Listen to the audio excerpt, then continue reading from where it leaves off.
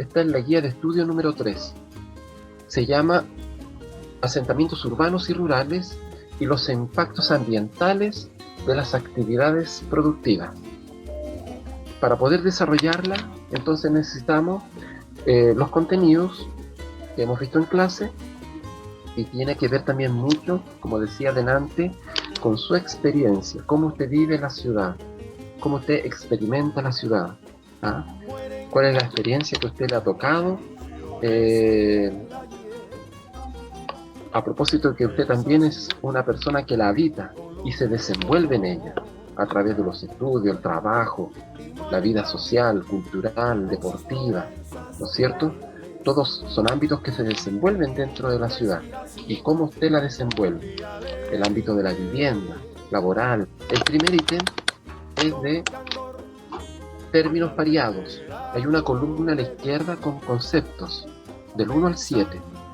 A la derecha está la columna con definiciones. Son solo 6. Eso quiere decir que hay un concepto que está sobrando. Conceptos como la segregación social, ¿ya?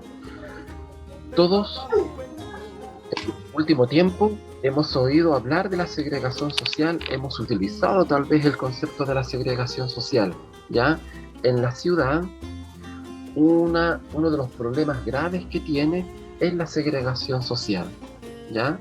Es decir, tiene que ver con el rechazo que se hace de ciertos grupos de personas dentro, ¿no es cierto?, de la sociedad.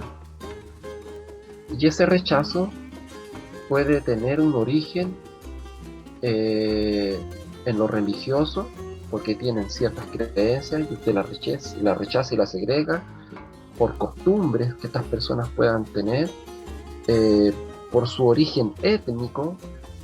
No son pocas las personas que rechazan a la población indígena en Latinoamérica, la miran con desprecio, la miran con desdén, etc. Y en última instancia, generalmente la base de la segregación social también tiene que ver con lo económico. Porque tal vez si usted fuera un indígena con mucha plata y que es muy dadivoso y que, ¿no es cierto?, le gusta compartir, difícilmente lo van a rechazar, ¿no? Etcétera. La demografía también tiene que ver como, por ejemplo, con cuánta gente está naciendo en un año, cuánta gente está falleciendo en un año, cuáles son las causas, ¿no es cierto?, de estas defunciones. Cuántos niños, por ejemplo, mueren antes de nacer o mueren antes de un año. La demografía se preocupa de cuántos años vamos a llegar a vivir. A eso se le denomina esperanza de vida. Entonces la demografía estudia la dinámica de la población, ¿sí? Cómo ésta, ¿no es cierto?, va experimentando variaciones, cambios a lo largo del tiempo en un lugar determinado. El asentamiento urbano, ¿no es cierto?, el asentamiento rural, tiene que ver, ¿no es cierto?, con estas personas que llegan a un lugar y empiezan, ¿no es cierto?, a instalarse, a desarrollar la vida. ¿Y dónde lo hacen? ¿En un ambiente urbano o en un ambiente rural? Y las características que estas tienen, pues. Ahora, cuando nosotros hablamos, por ejemplo, de pobreza multidimensional, estamos hablando efectivamente de lo que hemos venido comentando. Es decir, nosotros que somos asalariados, proletarios, que vivimos de un sueldo, que somos gente de trabajo, ya sea dependiente o independientemente, ¿no es cierto?, con un pequeño emprendimiento, estamos sometidos a una pobreza que no se da solo en un aspecto. Por ejemplo, en el ámbito cultural, el acceso a la cultura, el acceso a la educación es muy distinta en distintos sectores de la sociedad. Y efectivamente hay sectores de la población en los que efectivamente el acceso a la educación es muy precario, escaso, difícil. Gente de zonas rurales, por ejemplo, pero también dentro de la ciudad, personas de muy escasos recursos. O sea, ahí hay una pobreza en el ámbito cultural, educacional, pero también, por ejemplo, en cuanto a la salud, también ahí hay una pobreza que podríamos denominarla en el ámbito de la salud. Usted puede tener, por ejemplo, un relativo buen acceso a la educación, pero no hacia la salud. sobre todo si usted vive en alguna zona más o menos alejada de los centros médicos, de atención primaria, de atención de salud en general. Así también, por ejemplo, una pobreza en el ámbito, qué sé yo, habitacional, de la vivienda y de la vida, ¿no es cierto?, en general, para poder mantenernos, la alimentación, etcétera, ¿ya? Entonces, la pobreza tiene distintas dimensiones. El origen es uno solo, la génesis de la pobreza es el mismo, pero ciertamente para efectos de poder estudiar, para efectos de poder investigarla, usted la puede separar en distintos ámbitos. Vean esta imagen. Vamos a pasar aquí a la ítem 2. En este ítem 2 lo que ustedes tienen que hacer es analizar estas imágenes, mirarlas, observarlas, inferir información, tratar de imaginar, ¿no es cierto?, si ustedes quieren, qué es lo que está pasando en esta imagen, qué hay detrás de lo que nosotros podemos ver aquí. Ustedes saben que las imágenes entregan información, y no poca. Vean ustedes que acá tenemos en esta parte de los cerros casas que no se distinguen bien, pero están habitados, hay construcciones, ¿no es cierto? Está la bahía aquí, la playa, con edificios de altura que están en el borde costero, una ruta, una autopista, y acá un poquito, ¿no es cierto?, más abajo de la foto tenemos esta gran población, este gran asentamiento con características muy distintas a las que están aquí en el borde costero y a las que están ahí arriba en la playa. ¿Saben qué ciudad es esta? Ahí está. Esta imagen, esta foto es de Río de Janeiro, ¿ya? Y las preguntas que vienen a continuación, ustedes con alto talento, les digo, tratando también de inferir la información que la foto nos entrega, debe responder la número 1. ¿De qué forma se expresa la segregación social en esta foto? ¿De qué forma podemos ver que un sector de la sociedad rechaza al otro? ¿Cómo se evidencia en la foto? Después, en la número 2, señala y explica 2 problemas urbanos. Ustedes saben que las ciudades, por lo que ustedes saben, por lo que ustedes conocen y por lo que hemos hablado en clase también, la ciudad está llena de problemas. Entonces aquí se pide, a partir también de la foto y de lo que ustedes están viendo ahí, que infieran qué problemas urbanos con toda certeza hay en Río de Janeiro, ¿ya? Así también, por ejemplo, se pide acá en esta tercera que ustedes, a partir de su experiencia, de lo que ustedes puedan reflexionar y opinar, redacten, ¿no es cierto?, problemas que conozcan, pero de otras ciudades distintas a Río de Janeiro. En esta pregunta lo que se busca hacer también es recoger de alumnos que son inmigrantes en Chile, que nos puedan ellos también conversar y relatar la experiencia que les tocó vivir, ¿no es cierto?, en sus ciudades natales o del lugar de donde ellos proceden. Si usted también es de Chile, pero de otra ciudad de Chile que también llegó acá, también sería interesante, si conoce otra realidad, también la pueda un poquito describir.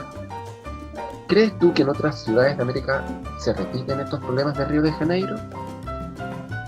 Acá en este otro ítem,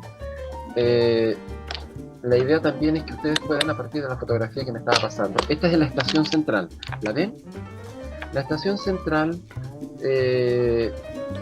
es la terminal de trenes de Santiago, la más antigua del país y la más importante, aunque muy venida menos, a propósito de lo que comentábamos, de que efectivamente el transporte ferroviario ha perdido absolutamente importancia, preponderancia, ya por los motivos que ya comentábamos. Hay aquí también el ingreso al tren subterráneo con ruedas de goma, ¿no es cierto? Bueno, hay una parte por ahí también de las líneas que tienen ruedas de metal. También están, ¿no es cierto?, estas edificaciones que antiguamente eran las oficinas para todo lo que era la actividad del transporte de ferrocarriles, todo lo que había que hacer, ¿no?, asociado al transporte de ferrocarriles, a este lado y al otro lado también. Hoy en día esto está orientado al comercio, ¿eh? A propósito, como digo, de cómo se ha ido también, ha ido desapareciendo la importancia del transporte de trenes, ¿ya? Ahora, ¿qué se pide acá? Que nos están pidiendo primero, ¿no es cierto?, obviamente, igual que en las anteriores, observar la fotografía, mirarla con detención, tratar de descubrir qué es lo que nos están, qué información nos está tratando de entregar las imágenes. Eso se llama inferir información. Inferir es algo que está ahí, aunque no es evidente, no está a primer plano, no está a primera vista. Pero a propósito de lo que sí vemos, nosotros sabemos que hay otras cosas que están ocurriendo. Inferimos información.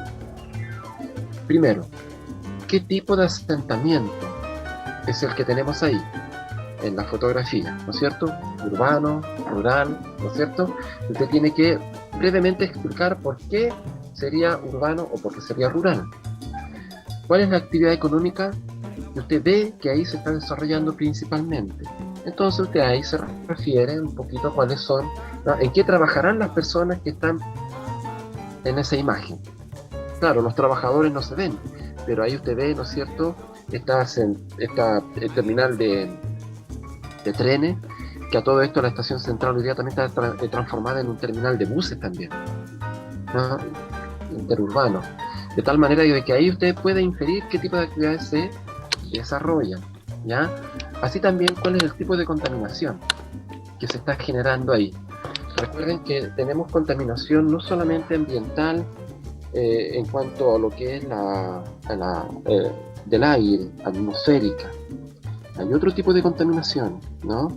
Está niveles de ruido, lumínica, la basura, entre otras, ¿ya? Entonces ahí ustedes también tienen que referirse un poquito a ellas. Después, acá viene un ejercicio bien interesante. A propósito también de lo que se está por estos días empezando, ¿no es cierto?, también a definir, que es esta convención constitucional que se va a llevar a cabo acá en nuestro país. Es importante que ustedes aquí echen a volar su imaginación, piensen en lo que quieren mejorar, piensen en lo que ustedes consideren que es lo más urgente, lo más problemático, para ustedes lo más sensible. ¿Qué es lo que ustedes sienten que es lo principal que hay que mejorar en la ciudad? Y eso transfórmenlo en un derecho, en una ley incluso. Como si ustedes fueran personas que fueran a escribir la Constitución, ¿cómo lo redactarían? Primero, ¿qué nombre le pondrían a ese derecho? A esa ley, si ustedes quieren, ¿no es cierto? El nombre, derecho a qué, ¿no es cierto? Así como está el derecho a la libertad, el derecho, qué sé yo, a la vida, el derecho a la educación, a la salud, por lo menos están así estipulados. Otra cosa es lo que se da en la práctica. Así también ustedes piensen, ¿no es cierto?, en un derecho que nos está haciendo falta en esta ciudad. Después hay que explicar por qué eligió este problema, transformándolo en una ley, transformándolo en un derecho que hay que exigir. ¿Por qué usted eligió esta situación y no otro? ¿Ya? Así también después lo importante es que ustedes piensen en quiénes podrían ser efectivamente las personas que más se van a beneficiar. ¿Qué sector de la sociedad? ¿Todos o una parte? ¿Unos más que otros? ¿Ya? ¿Quiénes son los beneficios? ¿Cuáles son los beneficios y quiénes son los beneficiados? ¿Entiende? De ese derecho que ustedes van a enunciar. Y luego, una parte muy importante que ustedes también tienen que tratar de redactar, de, ¿no?, imaginar y explicar acá, es cómo la vamos a implementar. ¿Cómo va a ser la implementación de este derecho, de esta ley? Dice aquí, nombra y explica dos características o indicaciones de la ley que de alguna forma también den cuenta de cómo se va a implementar este derecho que ustedes están tratando de impulsar constitucionalmente, ¿ya? Aquí, uno aquí, al lado izquierdo del cuadrito, y el otro al lado derecho, son dos características que se piden y que ustedes tienen que tratar de imaginar. Y así también, en relación a lo anterior, de cómo ustedes creen que esto va a tener que ser implementado, también acá en esta última parte de la guía se pide que ustedes piensen en la institución que debiera estar a cargo de implementar esta ley. Porque así son los proyectos de ley. Usted nos dice, ya queremos educación gratuita. Usted tiene que pensar, ya, ¿y cómo la vamos a implementar? ¿Cómo se va a financiar? ¿Quién es el responsable? ¿A quiénes beneficia? Usted tiene que pensar en todo eso. Y eso es lo que se pide acá. Si no existiera la institución, o si usted cree que no existe la institución que debiera estar impulsando, protegiendo, ¿no es cierto?, la institución que es la responsable de que este derecho se cumpla, de que se implemente. Si no existiera, usted la inventa, ¿ya? Entonces aquí usted tiene que explicar brevemente cuál es esta institución y qué tendría que hacer esta institución para que el derecho efectivamente se cumpla. Esa es la guía 3.